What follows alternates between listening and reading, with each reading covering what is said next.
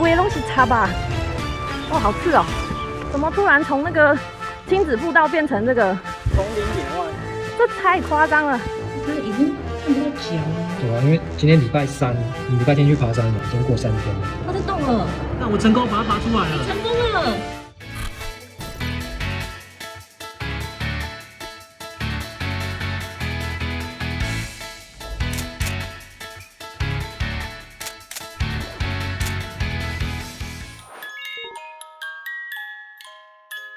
大家好，我们是山仓皮草。Hello， 今天要跟大家分享一个很恐怖的经验。这个经验呢，是我被东西卡到了，卡了3天。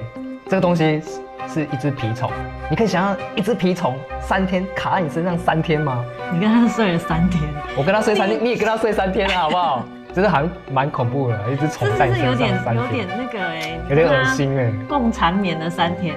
话说回来啊，我们在台湾爬山啊，每个礼拜都会爬，爬了3、4年有吧，还没有这样的经验。但是来荷兰大概1年多，也没爬几次山，真的因为这边就中招了。天气又不好，我们也没有很常出去爬，然后就中招了。对啊，那一天就跟你讲了，不要去爬那个什么野猫路线。对，因为那一天是天气好啦，我们就去德国爬山。哇，这边变很开阔一大片呢，开过去好漂亮哦！怎么样？有山有水，这个很荒烟漫草哎，可是它又有指标。有路径啊，有路径。这龟东西插吧，哦，好刺哦！衣服被勾到了。勾到是正常的。怎么突然从那个亲子步道变成这个丛林野外？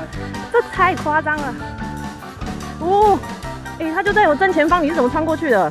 慢慢的滑过去啊。啊，你手不会刺哦？就用胸口去顶它。怎么用胸口去顶？我用相机去顶它。那个路径就有正常的路径，可是你硬要走一个，一看过去就都是荒杂烟漫草。对啊，都是杂草，那个草就是长在那边胸口，这胸口这么高，然后都还有刺哎，然后你就要这样拨开。对啊，要拨啊，大概这么高吧，大概有胸口那么高啊。有登山杖的话，用登山杖也没带拨一下。登山杖啊，然后你就说这样拨就好了，难怪它卡在你。我那天是因为我在后面录，所以我还有稍微用那个相机那个自拍棒这样稍微拨一下这样。我就帮你挡虫啊。那一天还天气变热了啦，所以你还穿短袖，我是有穿长袖。其实穿短袖、长袖，它咬的位置其实都差不多，所以根本没差。它咬我胸口啊。哦，它就在一个很性感的位置。你好像也不是穿低胸。对啊，我穿低胸干嘛？你卡了3天，你都没感觉哦，不会痒哦，不会痛哦。那一天我们礼拜天去爬山，对不对？然后我记得我礼拜2的时候，我从厕所跑出来跟你讲说，你们看我这边是不是有点怪怪的啊？这是小肉瘤还是什么啊？你不是帮我看？我就看了一下，我想说就一坨黑黑，就是它有点像那个，比如说豆子抠流血之后，它不是会流出一点点血，然后它就会有一股那个像是血结痂的那种感觉，就一坨小小的那个。我想说你是不是去那边挤什么东西豆子，然后它流出来？我说你够毛得力啦。我想说那一天会不会是因为我这边可能有长一颗小肉瘤还是什么之类啊？因为爬山嘛，因为我背一个背包，然后斜背的，然后带子去磨到，然后所以我就不以为意，想说。不然我们就看一下它会不会自己掉这样子好了。礼拜2的时候，然后后来礼拜3晚上，我真的很感谢有一个荷兰的粉丝页，叫做维尼小小脚丫大世界荷兰旅区。因为我刚刚滑到他的粉丝页，然后他说他发现他胸口多了一颗痣，他知道他那个地方没有痣，然后他想说怎么多一个黑黑的，以为是黑头，结果把它挤出来，黑头粉刺，对，以为是黑头，然后把它挤出来之后发现一只虫，是蜱虫，所以我后来发现我这边也好像多一颗痣所以平常这样一直滑脸书也是有用。对啊，被人家救了一命你知道？每次都觉得一直在滑手机，在滑什么意思？我们是为了这个 moment， 你知道吗？养成这个习惯救了一命。真的，那一天我就是好像还在弄影片吧，然后你就突然冲上来说，这好像是蜱虫一听到蜱虫，想说好像哪里怪怪的，想说是虫，关键字有虫，然后我想说，好啊，要不然查一下好了，然后就越查就好像越查越恐怖。对啊，就觉得好像蛮恐怖的，就说什么要赶快处理，一定要拔除啊。然后有些后遗症对啊，还看到什么莱姆病什么的，然后好像蛮危险的。对啊，对，所以就只好放下手边工作，认真的在查。晚上也不敢煮饭了，赶快把它处理完。对啊，很紧张，因为已经下班，那时候你下班回来的时候，那时候已经6点多了那个时间点在荷兰。就是要找加一，加一5点就下班对，我啊们，就去查那个，想说，哎，是不是要去诊所，就查一下加一5点就下班啊。 5点就下班了。对啊，但是你为了这个，难道你也不可能去去急诊，不会急诊不会有人理你没有啊的。不可能，好不好？在荷兰，对啊基，本上是不太可能，就为了帮你取那个，但是你已经在那边卡3天哦对你卡3天，等到再让他多睡1晚，让你明天再去。我可能没办法跟他再睡一晚。对啊，所以我们2个就赶快在查说到底要怎么把它移除，因为好像还是要先移除，先把它弄掉会比较好。对，然后我看网络上很多国外影片或是专业，就是医生建议什么，大部分网络上查到的文章跟影片都是在讲说，直接拿镊子，然后直接不要扭转，直接把它拔除这样。噔噔噔噔，你看这个是什么？这是镊子啊。这个因为过去是身为一个硬体工程师，所以身上随时背着一只镊子是再理所当然不过的。不是，你看一下这个镊子，它头这么尖呐、这个一般我们家里有的镊子应该也是平口的吧？怎么会有人用这么尖的？你这是拿来干什么用的？夹皮虫啊，屁呀、这是做什么用的啊？怎么会那这是夹么尖？电阻电容用的我看到人家影片都是那种平口的，然后是拔鼻毛用的那种哦，所以你这是拿来，夹电阻电容啊，而且我还是从台湾扛过来的就想说可以派上用场。但是我觉得这个用镊子直接拔这件事情对我来讲，我觉得跟我印象中我以前看过人家处理蜱虫方式不一样。所以我这边就是在继续找，怎么去移除蜱虫。很多人会准备一个爬山的时候会准备一个蜱虫移除器，它就是用钩的，然后旋转拔出。有点像拔钉器那种感觉。啊，对对对，有点像拔钉器，因为拔钉器是铁比较大的那一种，它是这样勾着之后可以这样翘起来，所以它是有点类似拔钉器的概念，它是勾着之后旋转拉出来。所以那个东西是在台湾都很容易买到，买得到，所以虾皮那种都买得到虾皮都有，对，虾皮都有。那你那时候怎么没有想说要买？还想说用不到吧，在台湾每个礼拜都去爬，所以我们就没有买。然后这时候惨了，对啊，然后这时候你去哪里买这个东西？买不到啊应该也是要网络上买吧？我们看网络上就在这边要买也是有啦，但是对你是没那么快到啊。对啊，那我就说，那不然你用镊子夹。你要镊子夹啊，我这样子夹，然后我又觉得不要直接拔，要旋转。啊，你要我这样拔要旋转，我就觉得很不顺手啊，很不顺啊，所以我继续查。把它夹爆是不是？会怕会夹爆啊，夹爆之后喷血。因为就是网络上说你要拔起来的时候不要犹豫，就让它这样子拉起来，因为它是不要让它的那个口气，就是它怕里面的夹断，然后它的口气留在里面断掉。第一个是口气，它的嘴巴前面的嘴巴留在里面；第二个是你如果夹它身体的话，怕它的里面的一些细菌又流到你的身体里面去。你说夹爆它的时候，还没爆之前。哦，你说还没爆之前，你说一挤它的时候，还会吐一口，然后流进你的，然后才爆掉，然后爆掉。哦，然后他就把它的，然后它嘴巴又留在里面，所以也是很危险，就对。对，所以其实我觉得我直接夹，因为那时候很紧张，我就觉得如果那个力道没有拿捏好，就觉得怪怪的。这是很两难的，到底要怎么弄？对，所以我后来又查，找到一个外国人的影片，然后他就拿一个随手可得的小东西，他的示范是帮他小朋友把那个蜱虫抓起来，他就用这个小东西来抓。我觉得那个很神奇，很神奇。对啊，所以每个人家里面应该都会有，一定都会有这个东西，所以它居然有这个功用，我也是第一次。你应该想不到这个东西可以这样子用。对啊，真的太神奇了。对，而且我也没想到你居然会实现成功，因为我在看那影片的时候，我想说这真的有办法吗？因为它卡在你里面的时候是已经都看不到它的头，就只剩下外面一坨屁股在里面，我都看不到它的那个触角跟触角都已经不是，它整个钻进去了，我只看到外面就一坨屁股圆圆的，哇，就这样子圆圆的，非常饱满，水水嫩嫩的，对啊，Q 的。然后我就心想说，你这样要怎么把它那个？因为它那个影片是有触角嘛，所以它是可以缠绕的在上面的，但是你那个都已经没有，我不知道你要怎么弄。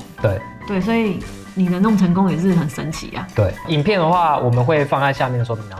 那所以我们就是研究一下，就是看了很多次，然后看那个角度怎么弄，然后来接下来就看我们实际上当场的实况转播。好，那我们就请看 VCR。这个梗好像有点老，现在年轻人应该不知道它是什么。准备绳子，不是要拿来缝衣服。哦，你别去搞我迄个啊！我今麦最紧张的，我要这皮虫，我从来还没中过招，这是中招了。然后是我之前在网络上看到一个爸爸，他帮小孩子打皮虫，就用这个线，用这个绳子，就是衣服的绳子这样子。用这个绳子。然后这是缝衣服的线了，然后我们就把它打一个圈，打一个圈你。对啊，然后套上来。你看它已经看不到脚了。对啊，因为今天礼拜三，那我们是礼拜天，你礼拜天去爬山嘛？礼拜天去爬山。对啊，已经过3天了。这样子把它套住。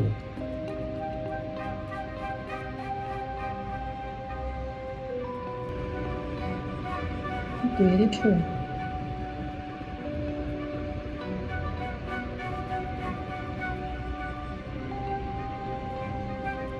就这样绑住。绑住它。对啊。然后呢？哎呀，会旋转哦。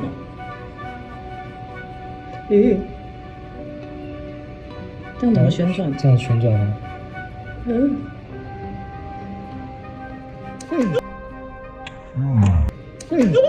掉了，掉出去了，没有绑住，在这里。吓我一跳，所以它是头还是身体嘞？出来了吗？你在里面吗？看不出来哎。好像也没有。有吗？没有看到。它在爬了。它在动了。我成功把它拔出来了。你成功了。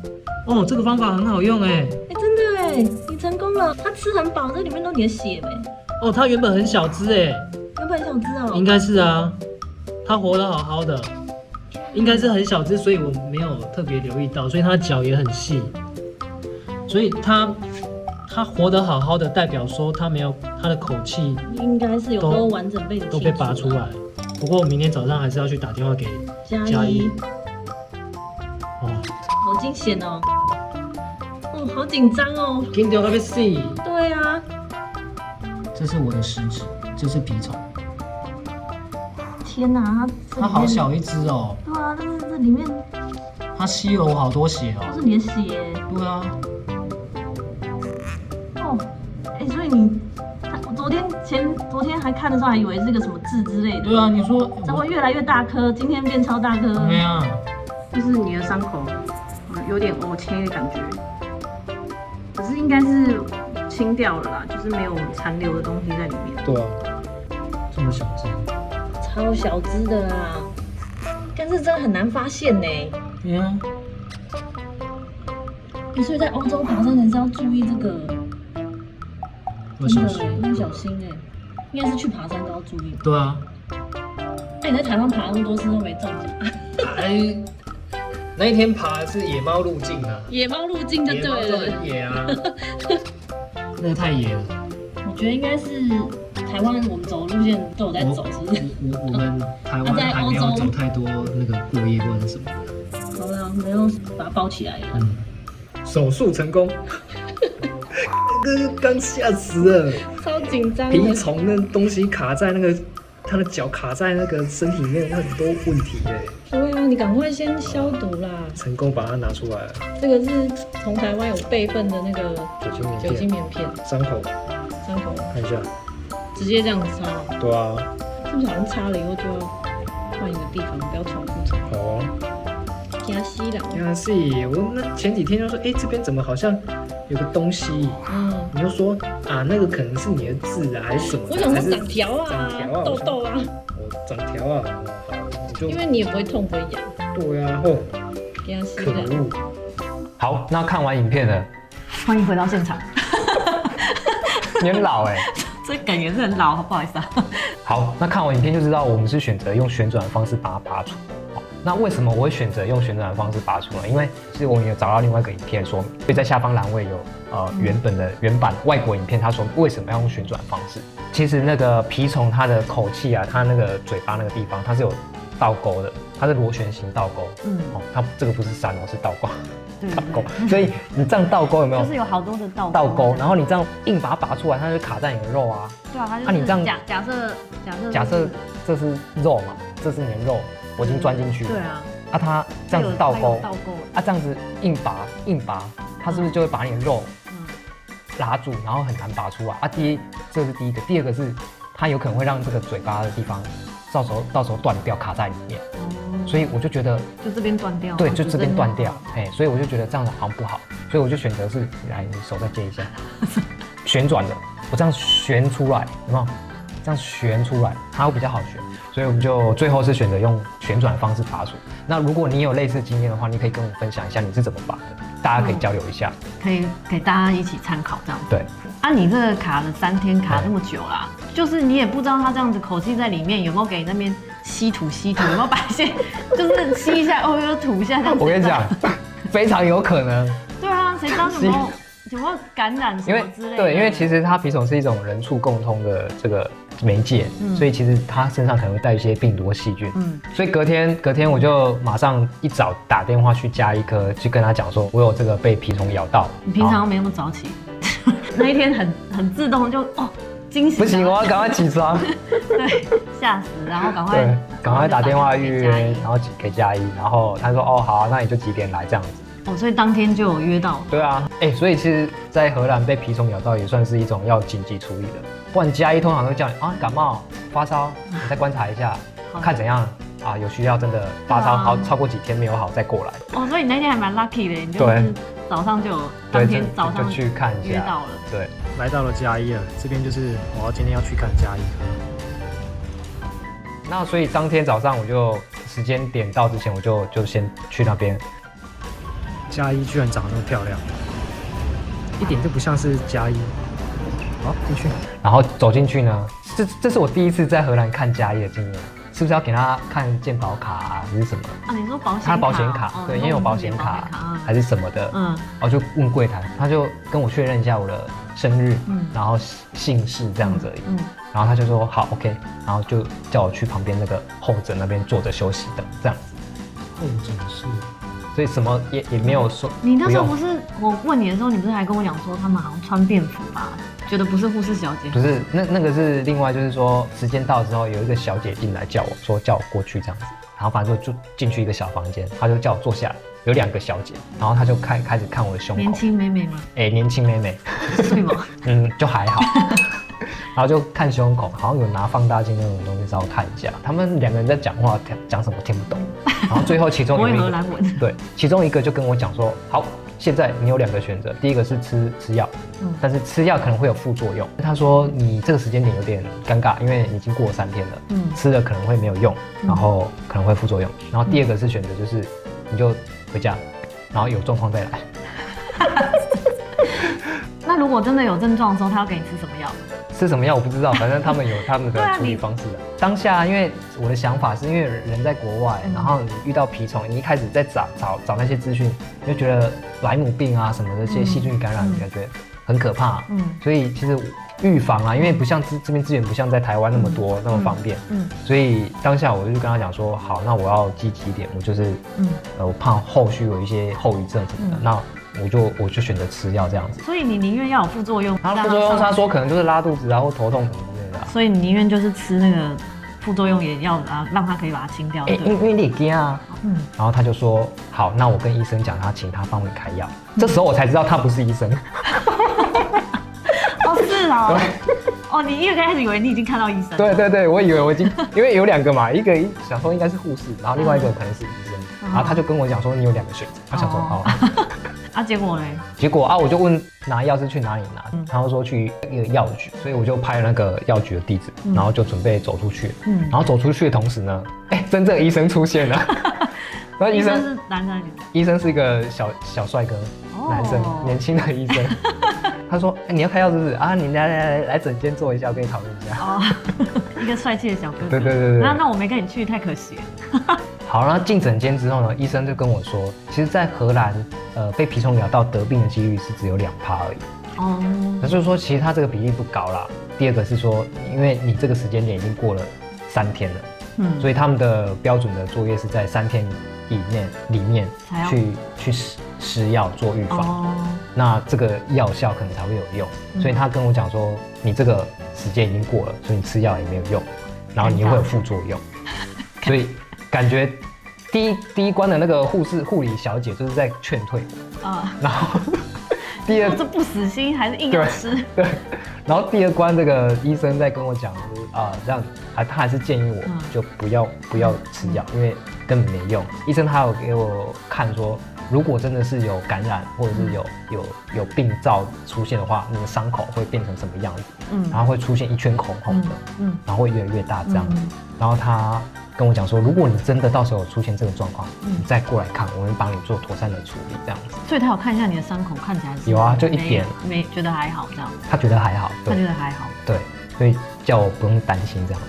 好吧，那我就想说，医生居然都这么讲了，对，所以最后就是你什么都没做，你就出来了。对，最后他就问我说，你这样，如果都不拿药什么，这样你 OK 吗？我说OK， 好，那就这样子，那就走。好随性，可是这在台湾感觉好像不太可能。我记得以前看过新闻或者是人家分享，就是说，你如果在台湾被蜱虫咬到，然后记得马上去找医生看，然后医生可能会给你一些预防用药，或者打破伤风。破伤风打到破伤风哦。对，这个我不确定，因为我们之前看到的资讯，网络上看到资讯，这个我不是很专业的医疗人员，我们不知道。但是我们看到资讯是这样的。因为我在查资料的时候，好像也都说就是要找专业的医师处理啦。中文的资料在台湾的网站、专业网站都是这样建议，对啊，所以感觉好像就是会需要一个很专业的处置之类的，还有后续的那个治疗流程，什么都没有就回来了。所以对我就双手空空进去，双手空空出来，什么东西也没有拿，就连开个安慰剂的药都没有。有啦，我觉得这是台湾跟荷兰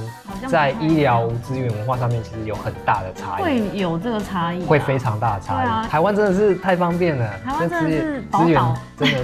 所以在台湾的话，我是觉得我们可能没有那么紧张嘛，但是在这里就感觉要谨慎一点。然后医生这边有建议啊，就是说如果像在荷兰就被蜱虫咬到，好像也不是很不常见的事情，就是好像也还蛮稀松平常。是啊，对，但是说，你如果在野外啊去玩回来啊，那可能就稍微留意一下身体上面有没有奇怪的痣啊，就是像我讲的，就是突然出现一个痣或小肉瘤之类的，然后就检查一下这样子。它比较麻烦，是因为它不痛不痒，所以你也不知道到底会在哪里，这样子，只是可能会摸起来有一颗，就可能有一颗小一颗，因为它真的很小一个点，蛮小的。对，除非像你到3天就会变得比较跟芝麻比较肿一点，跟芝麻差不多大一点，不是没有像芝麻扁哦，是很圆的，因为它吃很饱。那我们现在就来总结一下。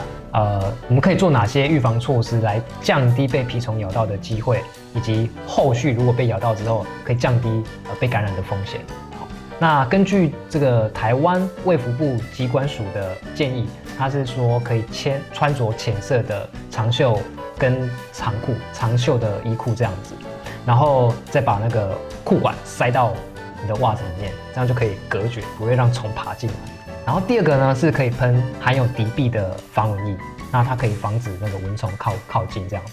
敌避哦，敌避，但是当然还是要有那个卫福部核可的这些敌避成分的防蚊液，这是预防措施。然后，如果你真的被咬到，你要准备哪些工具？这也是要事前准备，这可以降低它感染的风险。就是说，你可以准备一些尽早移除，对，越早移除越好啦。所以准备一些工具。那工具的部分的话，就是像是蜱虫移除器啊，或者是说，大家有看我们刚刚影片用那个棉绳嘛？对。所以就平常的话，我爬山会带一个这个医药包嘛，那它里面就是有一些止痛药之类的各种药物啦，然后有一些是紧急处理的这种护理包。然后那一天之后，我就把这个棉绳放在里面。你这边有镊子呢？对啊，这边有镊子啊，可是你应该也不会想要用这个去找。之后可能会买个拔除器吧，对啊，然后就备着一个棉绳，然后酒精棉片。就我觉得出去户外的话，就带一个小的医药包，我觉得因为没有很重，我觉得有必要啦。对啊，就是紧急可以处理一些状况这样子。好，然后出去野外玩回来之后，记得身上检查一下有没有小黑痣啊、黑头啊，还是小肉瘤之类的。因为我一开始以为是小肉瘤之类的东西，可以尽早发现。再来就是，如果你真的不想要被咬到，真的就是尽量不要去那种荒烟蔓草的，或是不是很一般人在走的那些路径。对，少去这些地方。少去就会降低风险。对啊。但如果真的你有时候爬高山真的很难讲。对啊，很难讲嘛。你如果常爬大山什么的，或者你在野外露营，对，他爬进来你也没办法。对啊，所以就变成你事后回来一定要检查一下有没有一些奇怪的小黑点，因为它不痛不痒，所以你就变成你要自己留意一下。对。那如果真的中招了怎么办？当然第一个还是要找专业医护人员来寻求他们的协助。我觉得如果有资源的话，当然是找那专业的医生。如果没有的话，就是把你刚刚准备的那些事先准备的工具，就可以先派上用场，先做初步的处理，然后处理完之后，后续再去找专业医护人员做后续的评估跟做预防性的用药，等等的，就是听他们的专业的建议这样子。那我们再补充说明一下，根据台湾疾管署的新闻，莱姆病呢是一种人畜共通的传染病，那它是借由被感染的蜱所叮咬而造成的传播这样子。就是蜱虫嘛。蜱虫。那在2007年到2016年10年之间，总共有发现12例莱姆病。那这些都是由境外移入的，所以在台湾本土并没有。然后从最新的统计，从2023到目前为止都没有任何的莱姆病例发生在台湾这样子。那这些相关的资讯呢，我们都会放在影片下方的说明栏位，让大家做参考。包括影片上述有提到的相关资讯，我们也都一并放在下方说明栏位。最后呢，我们还是要感谢一下荷兰粉丝页，无影你小脚丫大世界。荷兰旅居，对，因为他的一个 po 文救了我一命，不然你要再跟他多睡，不知道多睡多久。真的，想想就觉得好可怕，真的太感谢他。真的。看到这里，还不赶快把这支影片点赞收藏起来，按赞啊，并分享给你的亲朋好友，搞不好哪一天他会用到。不是，我们也是不希望大家会遇到这件事情啊。但是如果真的遇到的话，你就知道去哪里找这支影片啦。然后另外最后，如果你有自己本身就有蜱虫相关经验的话，也可以跟我们分享。下方可以留言跟我分享一下，看你是怎么处理的。因为其实我还是很好奇，为什么美国有一些专家，他们都建议直接用镊直接拔，直接抽出来。对。但是我觉得看到有一些资讯其实是用旋转，转出来是比较可以避免它的口气留在里面的。对啊，不过因为用镊子拔出来那种，看都是刚咬没多久，就是没有整个塞进去里面。对啊，因为他们拔的时候都是手脚还在外面。对啊，我比较少看到像你这种案例。整个都塞进去。对啊，应该没有人要示范塞那么久的影片。对啊，所以你这支影片真的非常有收藏价值啊！对，大家辛苦你了，大家赶快按赞。我们绝对不是故意让它放在里面3天的。那最后就希望大家都可以快快乐出门，平平安安回家。那我们就下支影片见哦，拜拜。